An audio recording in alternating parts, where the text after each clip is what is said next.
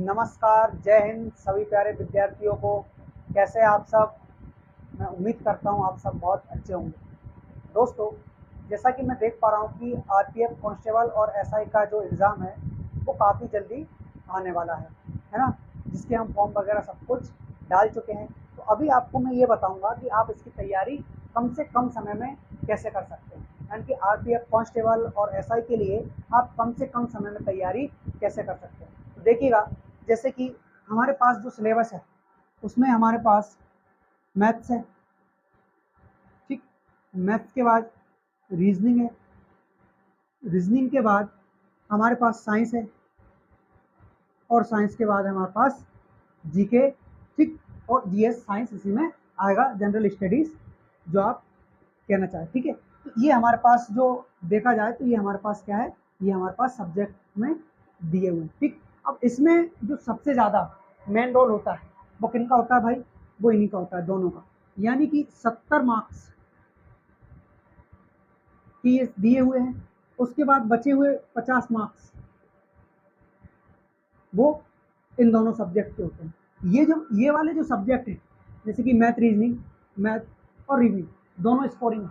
कैसे कि इनका फिक्स है, यदि आपने बना दिया और आप आंसर ले आए तो आपको 100% इनका नंबर मिलना है। लेकिन यहाँ पर फिक्स ये नहीं होता है कि हमें लगता है कि यही आंसर है, लेकिन आंसर वो नहीं होता है ना। यानी कि इनको बहुत ज़्यादा आपको रटने की ज़रूरत है। और साइंस में भी देखिए आप, साइंस में भी बायो, केमिस्ट्री, ठीक, और एक फिजिक्स जिसमें न्यूमेरिकल आते हैं।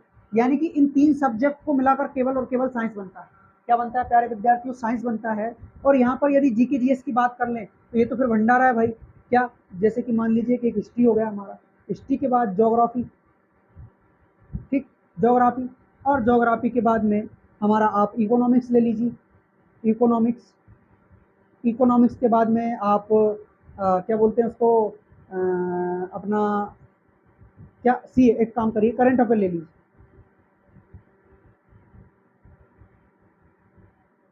करंट अफेयर्स ले लीजिए।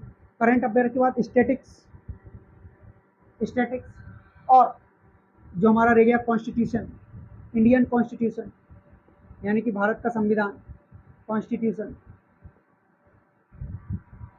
यानी कि इतने सारे सब्जेक्ट जब आप पढ़ेंगे तब जाकर के आप कहीं ना कहीं जीके जीएस बना पाएंगे। लेकिन वो भी पता नहीं कहाँ से आ जाता है, हमें ये तक पता नहीं चलता है ना। तो इसके लिए आपका जो मेन फोकस रहना चाहिए वो केवल और केवल मैथ रीजनिंग पर ही रहना चाहिए। ऐसा नहीं है कि आप इन 2 सब्जेक्ट को छोड़ देंगे तो फिर आपका सिलेक्शन हो जाएगा, बिल्कुल नहीं। आपको सारे के सारे सब्जेक्ट पढ़ना है, लेकिन जो आपके सबसे ज़्यादा स्कोरिंग सब्जेक्ट हैं वो है मैथ और रीजनिंग।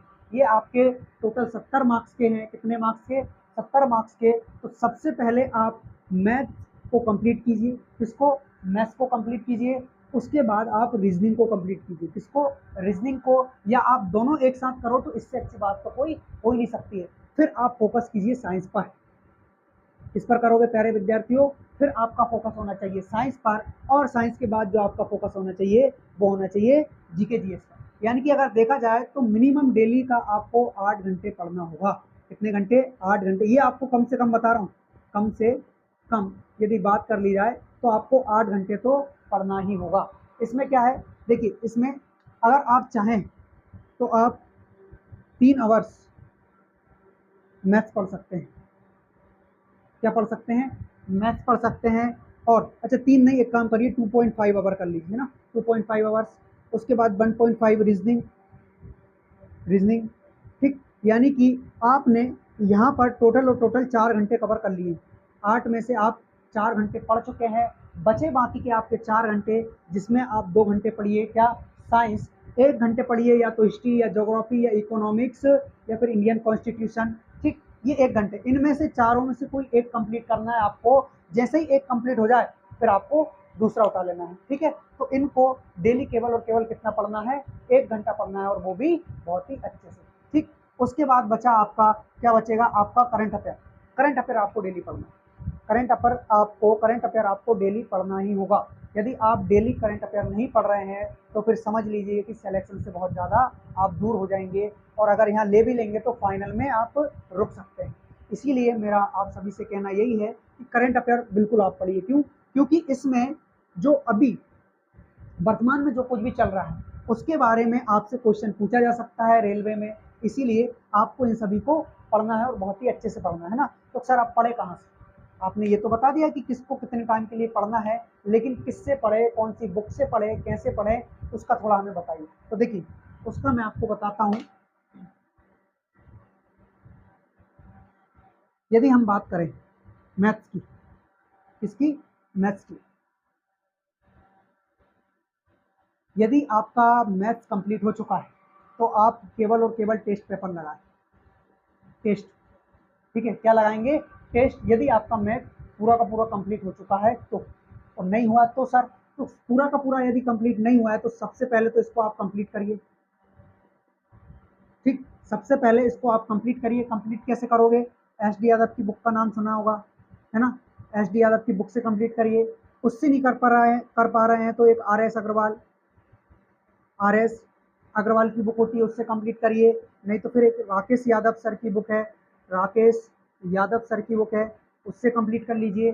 उससे भी कंप्लीट नहीं कर पा रहे हैं तो फिर एक काम करिएगा, क्या करोगे? मेरे इस यूट्यूब चैनल पर आना। मेरे इस यूट्यूब चैनल का नाम Abhishek maths and reasoning coaching classes. इसमें आपको प्रैक्टिस सेट्स, किसके? मैथ्स के प्रैक्टिस सेट्स और एस डी यादव की कंप्लीट बुक का सॉल्यूशन मिलेगा। ठीक है, और मैं गारंटी दे रहा हूँ कि मैंने इसके एक एक क्वेश्चन 1 बाय 1 एग्जाम को ध्यान में रखकर ही करवाए, है ना। तो इसीलिए आपको, अगर आपको यहाँ से कंप्लीट करना है तो आप यहाँ से कंप्लीट कर सकते हैं। उसके बाद बची रीजनिंग। तो रीजनिंग के लिए एक आर के झा करके बुक आती है, आप वो कर सकते हैं। उसको नहीं तो एक परफेक्ट की बुक आती है,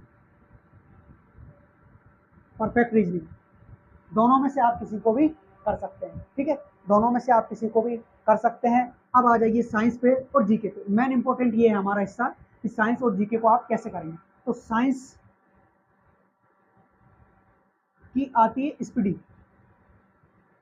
साइंस की एक स्पीडी आती है रेलवे करके, उससे आप साइंस को कवर करें।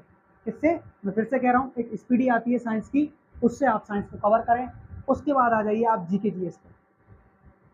जीके जीएस कहाँ से कवर करेंगे? जीके जीएस आपको कवर करना होगा लूसेंट से। किससे करोगे? लूसेंट से आपको जीके जीएस कवर करना होगा। और साइंस की स्पीडी से यदि आप साइंस कवर नहीं कर पा रहे हैं तो लूसेंट के पिछले वाले हिस्से में, यानी कि पीछे के साइड में हमें साइंस का पोर्शन दिया हुआ है, उससे आप आपका बेसिक क्लियर कीजिए। उसके बाद फिर आप स्पीडी पढ़िए, क्योंकि स्पीडी में क्या है कि 1 लाइनर जो रहते हैं ना आपके, जैसे क्या कहते हैं उनको, क्वेश्चन वगैरह जो रहते हैं वो आपको दिए, 1 लाइनर फैक्ट दिए हुए हैं। तो आप स्पीडी से नहीं कर पा रहे हैं तो पहले आप लूसेंट से साइंस को कवर कीजिए, उसके बाद आप किससे करिए? स्पीडी से करिए। और उसके बाद दूसरी बात और मैं ये बता देना चाहता हूँ कि जो आपका जीके जीएस है, क्या प्यारे विद्यार्थियों, जीके जीएस, ये जीके जीएस आपको लूसेंट से ही कवर करना होगा।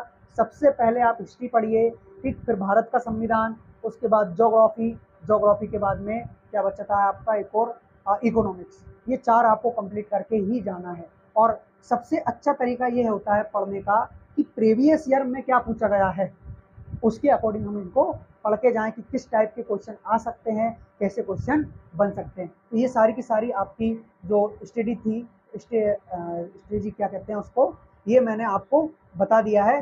अब इसी हिसाब से आप पढ़कर अपना कंप्लीट कर सकते हैं। ठीक है, बस यही मैं आपको बताने के लिए आया था।